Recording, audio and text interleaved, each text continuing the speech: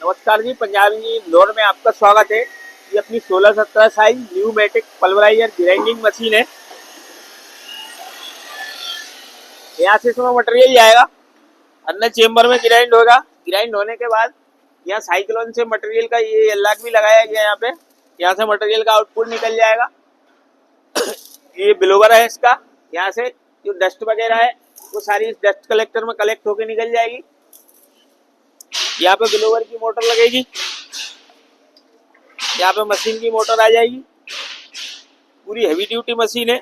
इसमें आप राइस से मिर्ची वगैरह है, मसाले वगैरह आप ग्राइंड कर सकते हैं। इस मशीन को लेने के लिए आप हमारे नंबरों पर संपर्क कर सकते हैं।